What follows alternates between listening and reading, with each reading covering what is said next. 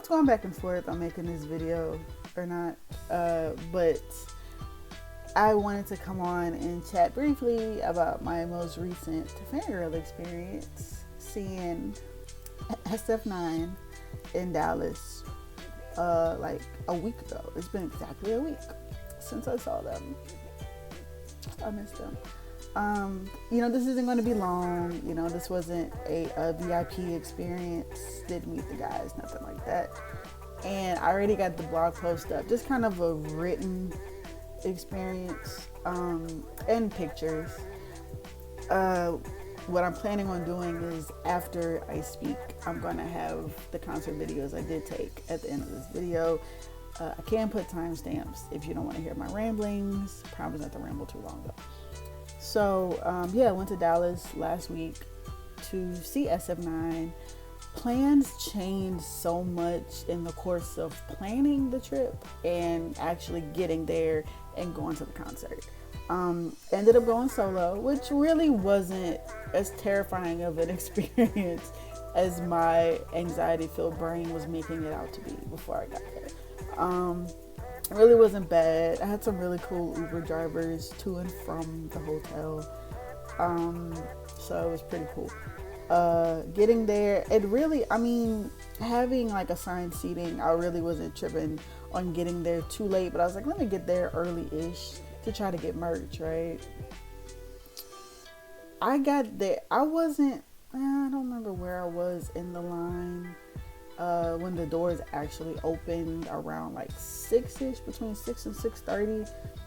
The doors opened and went in, and I saw this long line that looked like it was never ending to try to get merch. It didn't move, and then all of a sudden the line just kind of broke out and dissipated.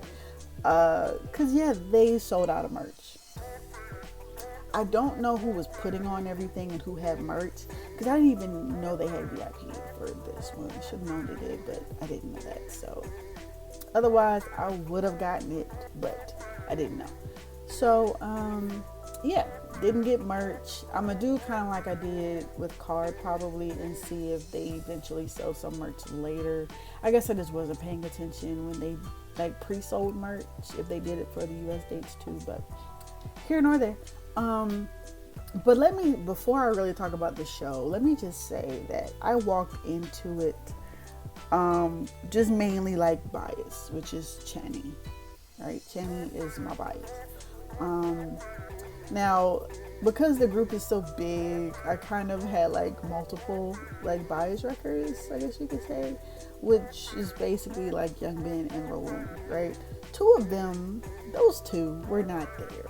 Junqie, military, Rowoon, actor. So those two weren't there. And I knew I was just kind of like, I'm going to get wrecked by all of them, aren't I? Yeah. Channy, I wasn't really sure what to expect from Channy live, but I was excited to see him regardless. I had my light stick. I was so proud of that light stick. It made my arm hurt. I was doing a lot. But the show was so great. Their talking in between was so cute. They're so adorable. Their English is great because I know, all of them really spoke in English to us. They did have a translator. I feel like they didn't need her as much, but they did use her, which was cool. Zuo, he talked a lot.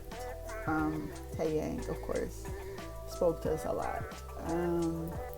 But they all were just so great and so cute and interacted with us a lot. They did a lot of favorites. I'm so glad they did Savior. I'm not even gonna lie. They did a really, Trauma, Teardrop.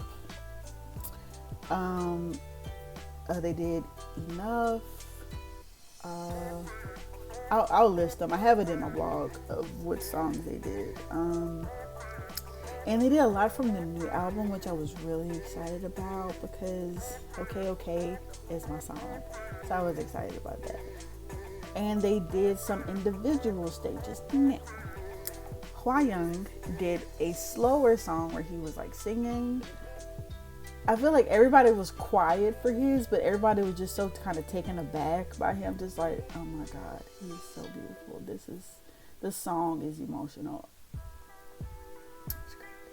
Zuo, he did one solo as well. And of course, super hype, had everybody jump in, waving the light stick, and he's so charismatic. And he wrecked me horribly that entire show. Just want to put that out there. And then Channy, Taeyang, and Hwayoung came out and did a song. I saw somebody posted the video. I didn't take a video of it. I don't know. I think it was Valhalla is the name of the song that they performed, but the dancing was immaculate, and it was just, I was like, I could have watched that again. Just that was amazing. And then their little the VCR that they did in between, Harry Potter themed, and the one, I just keep thinking about him, just with the being cute and trying to make the light come on. I'm pretty sure somebody has it, so you can look it up on YouTube. I'm pretty sure somebody has it, and it was just so cute. But all of them, it was just so amazing to be there. Like, I've been a fan of them since I got into K-pop in 2019. But I was more just like a fan of the music. I knew who they were. I knew the members. I knew the music.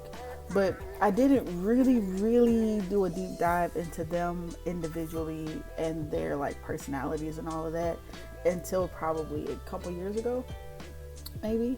Well, a year ago. Yeah, a year or two ago. And that's when I found Bias and Bias Records and all of that, right? But just to, this doesn't mean anything. I love them all. They all wrecked me. Okay, Channy is still the Bias. Still. And Zuo, he's like record status right now.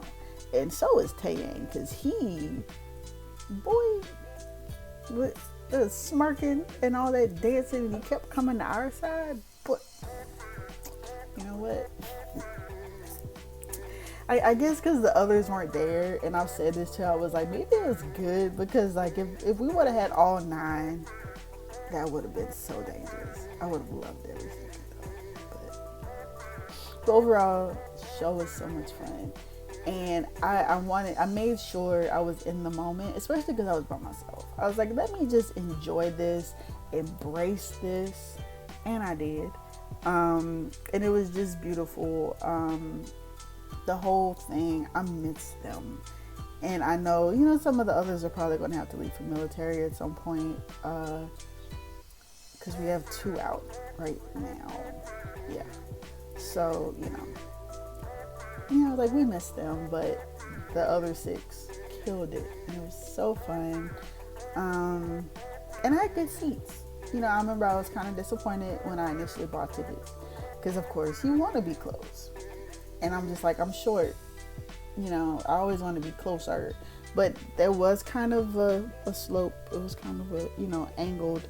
And a lot of the people in front of me moved around a lot. So there were gaps at some point. So I think the guys saw me. Because they all waved and looked and made sure we were waving. And I was waving my light stick like a mad woman. So I'm pretty sure somebody saw me. In my mind, most of them, if not all 6 of them, saw me. You know what I'm saying? But yeah.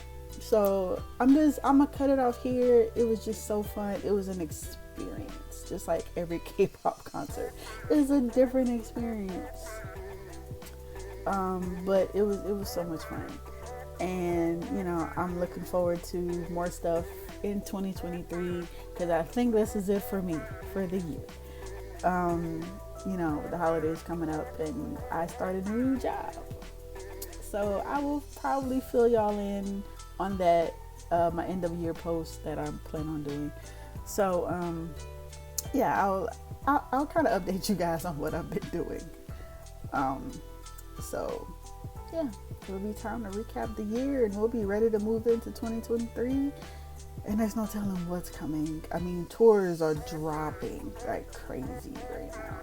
There's one I know for sure I really want to catch next year, but I'll keep y'all further on that. So if you want to see the concert footage I did catch, keep watching. And I also link my blog post into this one too.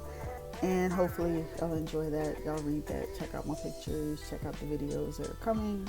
And I might have another video or two that I want to drop before the year is over. So keep a lookout. Please follow me, you know, especially if you want to know what's coming up. I'll put all my social media pages below, blog post, all of that. So just, yeah, it's been an interesting one. So I'll be back later. So, you know, enjoy the other footage that's coming up. So till next time.